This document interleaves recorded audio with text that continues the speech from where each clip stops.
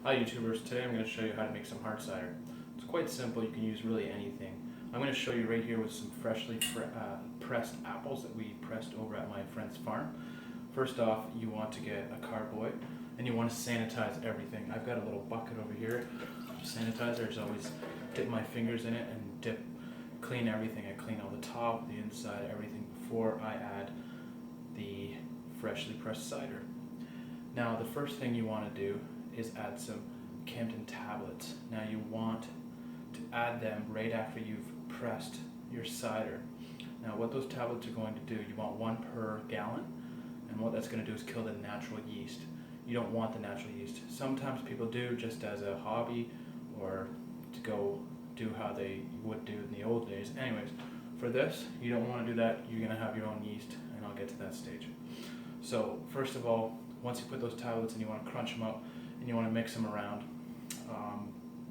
you want to leave that for about a minimum of 24 hours.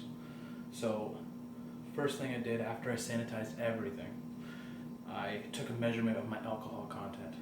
Now you want to know your natural sugars already in your cider. So a good idea is to invest in a good hydrometer. They're not too expensive, about $10 to $15 depending on your local brewery store. Everything you get here, you can get at your local brewery store. They're easy to find, just search on Google. So here's my hydrometer. It's got a lot of measurements on it. It will tell me what kind of alcohol I'll get. It tells me the density, and it also tells me how much sugar to add for the kind of alcohol I want. So when I took my reading here, I was getting about a 6% just with natural sugar that's already in the apples. But I would like to get something around 7 or 8%. Well, every hydrometer, good one, should come with a formula of how much sugar you should add. So I've set aside just a small amount of sugar. This is corn sugar. You can get it at any bulk food store. I couldn't find it in the grocery store. Maybe you'll have that luck. But with my measurement to get it up to 8%, this is about how much corn sugar I need, and I'll add that shortly. So, like I said, invest in one of these, very good. So, I've got my alcohol content that I want and desired. I've measured out my corn sugar. I've sanitized all my stuff here. Everything's sanitized. I got a funnel here that I'm going to use to funnel my sugar into my mix. So, first off, I'm just going to funnel that right into here. Now, like I said, you don't have to use natural cider. My first batch was actually using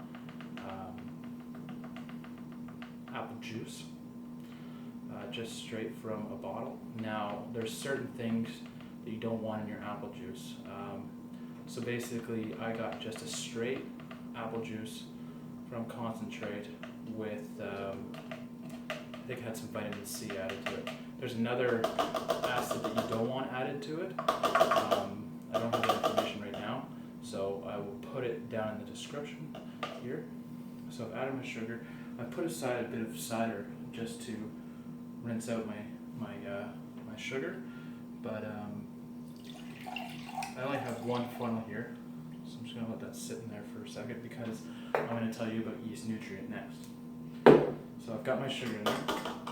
I'm going to add my yeast nutrient. Now my yeast nutrient you can pick up at any brewery store, wine kit store. There's multiple recommendations I've been reading on the net. I used a full package, which is about 5 TSP.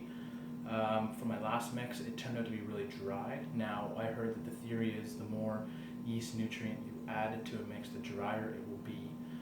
I haven't tested that theory out. Anyway, so what I'm going to do is try something new, and that was doing 1 TSP per every 2 gallons. Well, you can see I don't have a full 5-gallon carboy here.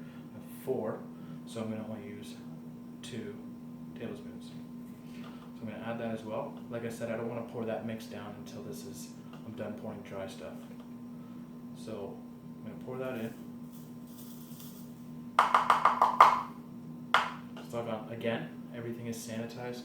My fingers are constantly being sanitized. again, always keep everything sanitized. I can't express that enough of how important that is. Before I put that mix in, I'm going to add my yeast. Like I said, this is a pretty straightforward process. So the yeast I've got is, if you can see it there, it turned out to be just a champagne wine yeast. They don't really make a whole lot of cider yeast. If you can find one, let me know, that'd be great. This one says it's for making sparkling wines. The gentleman at the store told me it's perfect for cider. So I'll make it a little bit sparkly. It's gluten-free, so you can say this is gluten-free if you want. So I'm just going to rip off that at the top. The important thing is if you buy a bunch of these, keep them in your fridge or they will eventually go bad. You just add it in like this. So there's instructions on the back here to stimulate the yeast in some boiling water. I've read that it's necessary and it's not necessary. My last mix turned out fine. So I'm just going to pour it in like this. So you just add the yeast like that.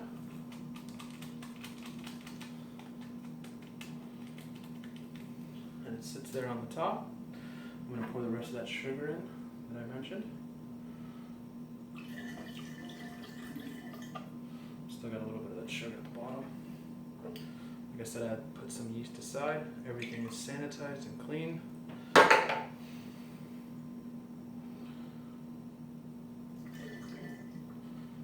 So the next step here, which I wasn't gonna show on YouTube, but I might as well because I've gone pretty quick here. So I'm done with the funnel now. It's all done. So I'm gonna throw that aside and I'm going to mix it. So I got this handy mixer here, which works at a lot. I mean, you can use really anything, a stick or whatever you want to use. I like using this thing. You can get it at any brewery store. I was given this to me for free. So anyways, you just stick that baby in.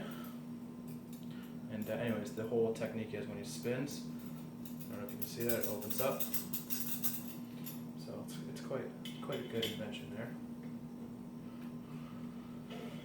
And some people don't recommend this. I think it's fine. It's intended for a drill. It can be attached onto there.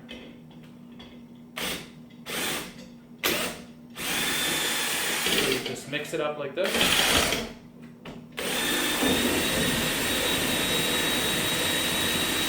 Just for a minute or so.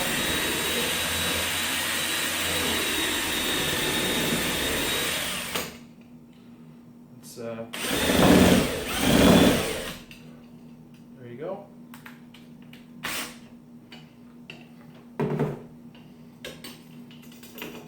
So everything's mixed up there, all my sugar, all my yeast, and everything's ready to go. Some people don't recommend it because they're not sure if there's any contaminants on this thing. It does have a stopper on it, but some people want to use a spoon or the slower process.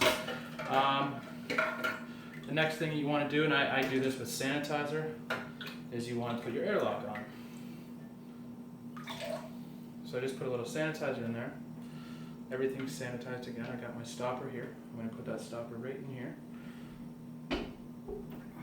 Just push it right down. Put my stopper contraption in. Put the lid on here.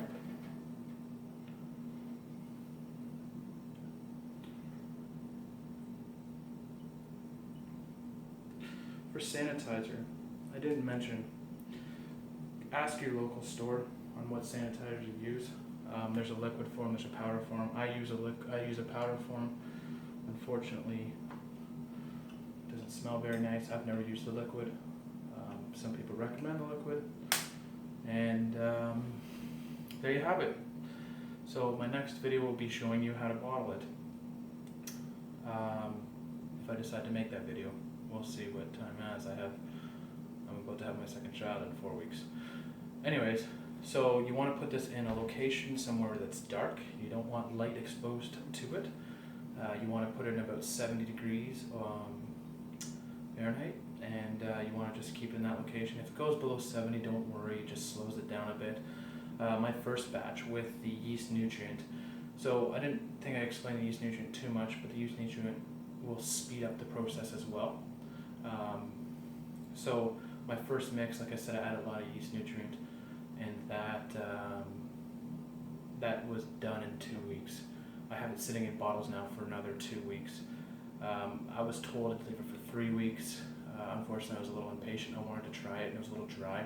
So the flavor the longer you leave it, the flavor should get better. Like I said, I've read a lot of things, so go ahead and correct me.